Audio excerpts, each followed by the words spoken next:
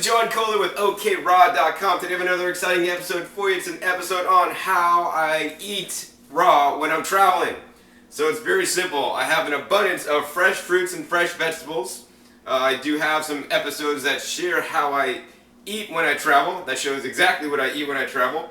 And I make all kinds of recipes. So some kinds of recipes are real simple. They require appliances and some don't.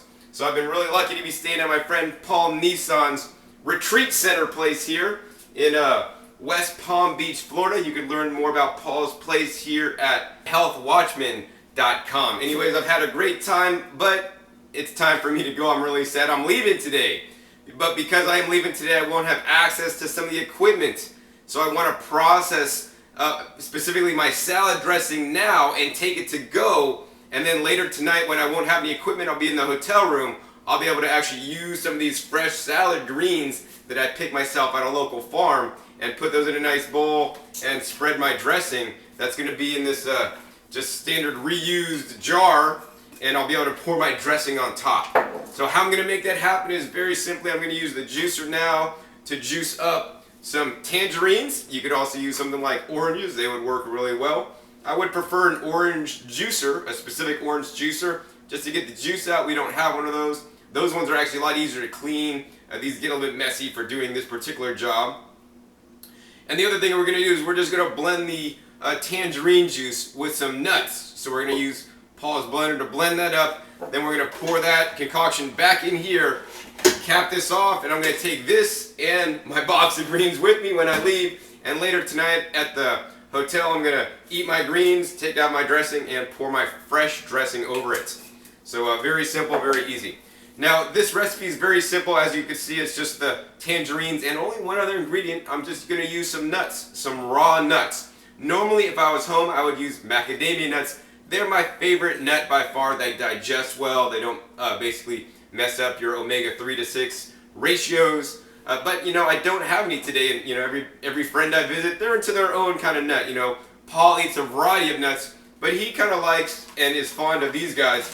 These are the cashew nuts. So, you know, while I actually don't eat, and actually I don't have any cashew nuts in my home, if I come to a friend's place or I'm at a raw food restaurant, you know, I'll eat cashews sometimes.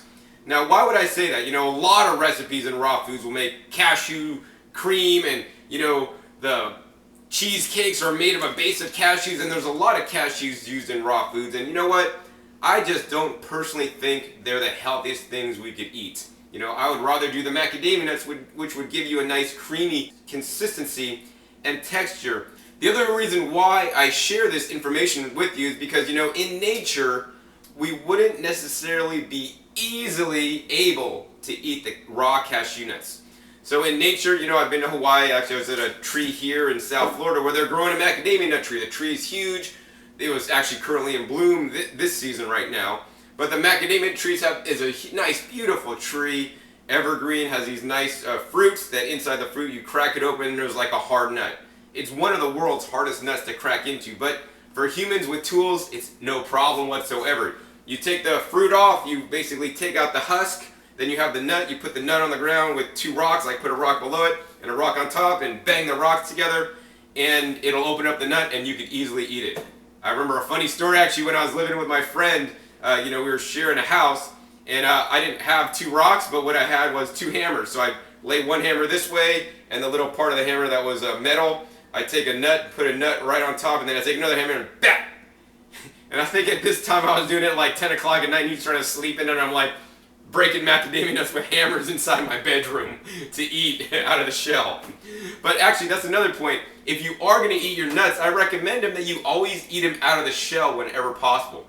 That way you're going to get the highest quality food possible, because guess what? In the shell is nature's packaging. You know, we don't want things out of plastic. Plastic's not nature's packaging. But when things are naturally in the shell, they're going to store longer because nature puts things in the shell so that the seed will stay viable, and that seed or the nut could grow a full tree later on. Nonetheless, the point was that the macadamia nuts, easily with some rocks, we could take them and crack them open and break them open and eat them. And man, a fresh macadamia nut is kind of like eating a water chestnut. Actually, it's not very fatty, it's mostly watery, and it's kind of like really neutral. Oh, they're so nice. I wish they sold those. But nonetheless, with the cashews, it's completely different, you know. So the cashews are not actually the seed. The cashew nuts are an appendage of the cashew fruit. So also I've been to Hawaii and places like Costa Rica where they have a cashew apple tree. You'll pick the cashew apple, and the cashew apples, those are like some brilliant colors. They look really cool. So you'll grab one of those. It'll be like a little fruit. You can actually bite and eat the fruit, which is non-toxic and great to eat, although some people may have reactions to them because the cashews are in the mango family. And then you can eat the fruit and eat that, and then on the top of the fruit is like an appendage. And actually, you know, the appendage exactly pretty much looks like this. It looks like the little nut, but around that cashew nut is like a testa and then like some other stuff.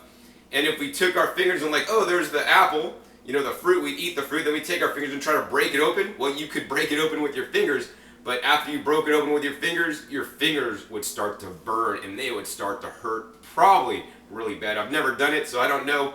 But basically, there are caustic chemicals in the outside of the cashew nuts, you know, that is going to burn your skin if you don't even try and think about eating it, because, you know, that would probably be not a good thing.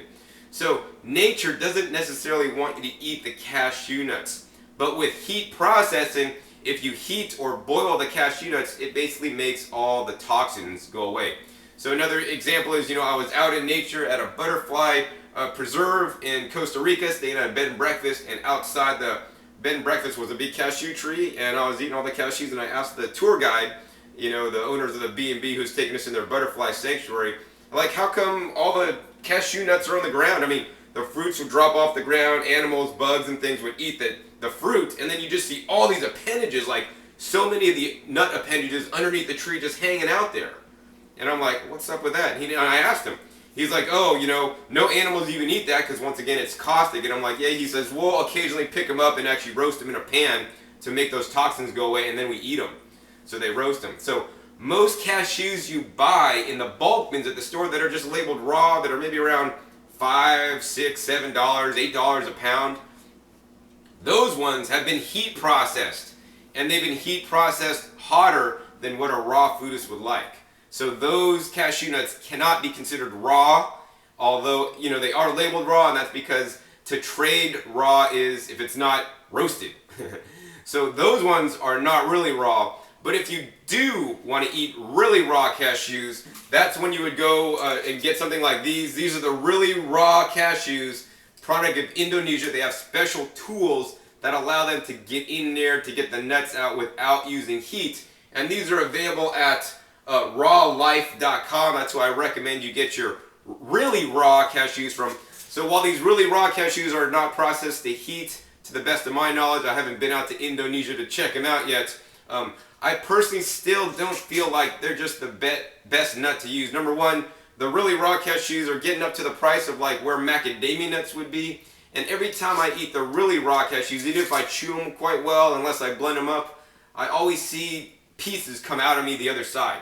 So that will tell me that, you know, I'm just not quite digesting them as well as I should. If I do the same thing with a handful of macadamia nuts, I never see any kind of like pieces coming out the other side whole. So, and the other thing is, like, when I eat a handful of these or a handful of the macadamia nuts, you know, I feel just much more on the top of my game when I eat the macadamia. It's like, you know, it's just much better and healthier for me. So I would encourage you to use macadamia nuts whenever possible. One of the mottos I like to live my life by is the good, better, best, that you may have heard of in other videos. But another thing I like to do to help people out in a technique that you can use to improve your diet is the technique that I call always, sometimes, never. So what is always, sometimes, never? Well, always, sometimes, never is just like a category. So think if you're going shopping in with your shopping basket, right? And you're in the shopping or the grocery store and you have 3 baskets. And in 3 baskets, one's going to be maybe green for the always, maybe one's going to be yellow for the sometimes, and there's going to be one shopping basket that's red, that's the never. And you're pushing that along in the grocery store, and like there'll be some foods that you would never eat. Maybe if like McDonald's has frozen hamburgers, right? Maybe you'll never buy that, so you would actually take those off the shelf and put them in the red cart, the never cart, and you will never buy those things. Maybe your never cart may have, I don't know, milk products, dairy products, eggs, meats. I mean, whatever your never is, maybe it's highly processed TV dinners, or maybe it's canned beans. Whatever your foods are that you don't want to eat should be in the red bin or the never bin or the cart, and just don't even pick those up off the shelf at the store because you're not even going to think about buying them because they're just out of your consciousness. So that's the never. Then you have the sometimes bin. So that's the yellow cart. So on the yellow cart, you may be pushing around the store, and the sometimes bin, you may get things like the raw cashews that you might eat sometimes, but you're not going to eat always. So sometimes if I'm visiting a friend, I'll eat the cashews and I'll get those. Sometimes I might eat something like chickpea miso. I don't eat that too often, but I do buy chickpea miso, and it takes me about, I don't even know, 6 months to go through like one little container in my fridge. But I'll eat that sometimes, and I'll buy that sometimes because I do think it has some benefits, but I don't want to make my diet out of it. Another thing that could be in the sometimes booth, for example, is cacao. I'm not a fan of cacao. I do not think that it should be used as a health food. I do think that it should be used medicinally or as a drug if you need those effects. So on my list of sometimes foods, which is very rare, maybe once a month, if that at all, I will take some cacao if I'm driving home late at night and I need to stay up. I mean, it'll wake you up and get you wired, and it's a lot healthier than coffee. But nonetheless, I don't think we should be consuming cacao as much as it is being promoted in today's raw foods diet. It's just not that healthy. That should be used more like a drug, a natural drug that could be in your sometimes bin. I don't take a lot of herbal supplements, but that would also be in my sometimes bin or my yellow bin, because I'll take those sometimes if needed, as needed. So that's the yellow cart. Yellow cart may have a few items, but hopefully not a lot. And then you're going to have your green cart. So green means go, and those are the foods you want to eat. You want to have an always cart. So in your always cart, right, when you're pushing around, that should make up the majority of your shopping cart every time you go shopping. And in my opinion, your always cart should have things like fruits and vegetables. I mean, that should make up the majority and the bulk of the groceries you buy in the store. If you're still buying groceries, although I would, of course, encourage you to grow your own groceries in your front yard or your backyard, or even just sprouting in your kitchen. And if you want to learn how to do that, you can visit my other channel, growingyourgreens.com. I'm going to actually soon have a really good episode on how to grow your own sunflower sprouts at home. But that would be your always cart, and I'll have a future video that'll go more into detail into the always, sometimes, never with some really good examples. So I'm just getting that together now, but that's going to be really fun. So always, sometimes, never. So I sometimes, when I'm visiting friends at a raw food restaurant, will eat the cashews, but at home I generally don't use them because I don't feel they're good. And I would also encourage everybody to listen to their bodies. Maybe you need some nutrients in the cashews. What I like to do is I like to eat a nutrient-dense diet and get a wide variety of nutrition. While I don't often get the nutrients in cashews, if I am somewhere, I will eat them because this may have some nutrients that I need. So I'm eating them today. So let's get started with this recipe. I've yabbed enough. The first thing we're going to do is we're just going to very simply juice these tangerines. So to do this, we're going to simply just peel these tangerines and peel off the skin. Now, you can juice the skin. The juicer will handle the skin. The problem is there are aromatic oils and naturally occurring chemicals, although these are organic, in the skin of the tangerine that's not good to digest. They will give you flatulence, gas, and you may not feel well. So I don't want to eat those, and plus it doesn't make the recipe you're making, it doesn't make it taste good. It makes it taste kind of bitter. So we're just going to go ahead and peel these and juice these one at a time. And what we're going to do is we're going to actually fill up the majority of this jar here with the juice with about a handful or a little bit more than a handful of nuts. In this way I reduce and minimize my nut consumption. It's in my opinion that we should eat most of our diet of fresh fruits and fresh vegetables as freshly picked as possible. And really, we want to minimize the consumption of nuts. If you're eating handfuls of nuts out of the bag as a snack, I mean, that might be better than eating a hamburger, but in my opinion, it'd be much better to eat handfuls of tangerines as a snack. So let's get juicing.